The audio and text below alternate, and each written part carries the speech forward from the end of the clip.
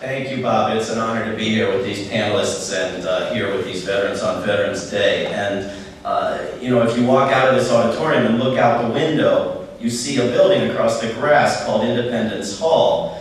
And they wrote the Constitution there, and I went on a tour there a few weeks ago, and the woman from the Park Service was explaining to me all of the rights that we still have today handed down to us from the British judicial system, the right to innocence until proven guilty, the right to a fair trial, and so forth. And I asked her afterwards how she could say that to people. And she knew exactly what I was talking about. I didn't have to explain anything to her. She looked at me and she said, you know, speaking as a producer from network television, she said, "I work for those people. I'm not supposed to have opinions." And I said, so the truth now, the lies are the truth, and truths are opinion. And you shut that out. And so this is what we have to do over the coming weeks and months, is inform each other and other Americans of some basic truths. That there is a moral demand for impeachment, and that we demanding it are a majority. We don't know these things. So, you know, this is a moment to begin. This is a moment of great optimism and opportunity, and yet we're being told over and over again, impeachment is off the table. Right? Why are we being told that over and over again? Well, because the leaders of the opposition party are being asked it over and over again. And why are they being asked over and over again? Because nobody can believe it. Because the case for impeachment is staring us in the face so blatantly. The evidence is there. Yeah, we need investigations, but the evidence is there.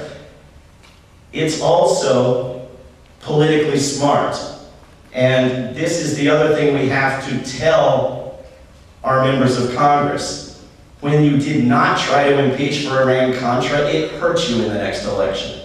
When the Republicans tried to impeach Truman, it helped them in the next election. You go back through history, the politically safe thing to do is to take up impeachment. That's an absurd system of priorities. We need to be impeaching because it will save our Constitution and our democracy. But if people talk politics too, they're wrong. We are going to start collecting signatures on petitions. We're going to do it online at impeach4change.org. We're going to do it in shopping malls, at county fairs, at the sidewalks in front of Congress members' offices. We are going to collect millions of signatures. There are going to be town hall meetings and rallies and forums in cities and towns across this country. And you can organize those and announce them and have people sign up for them at After Downing Street or at impeach4change.org. We have, if you go to afterdowningstreet.org, you'll find a button on the right side about this day and a list of speakers who are available to come speak at your event, a list of resources, videos, dramatic plays, recipes for impeachment food, songs, information sheets, books. We are providing the resources and the organization. We're going to make this a national day. And we're going to use it to advance the petitions, to advance the creation of organizations in every congressional district in this country to work for impeachment, the writing of letters to Congress members, outreach, freeway blogging, I hope people know what that is, shirts, signs, and plans for the next weekend. The weekend of December 16th and 17th, we are going to make a huge weekend of collecting signatures publicly on the petitions. And planning for events like the one Cindy just mentioned in January when Congress gets there. We also are going to work hard on passing resolutions. There are dozens of cities and towns and labor unions and state political parties in this country that have passed resolutions now in support of impeachment. Hundreds that have done so for ending the war. And impeachment is going to follow behind where those have gone.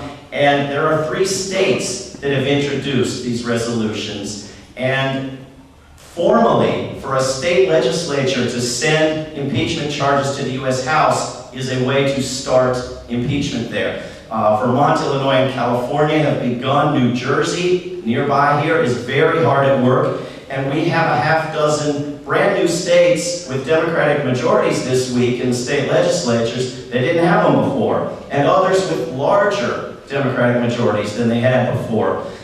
So we are going to be working hard to send impeachment to Washington from any number of directions, including the internet, where we will be blogging our fingers off, and we will have a panel right after this one with some good bloggers to talk about it. Thanks for having me here.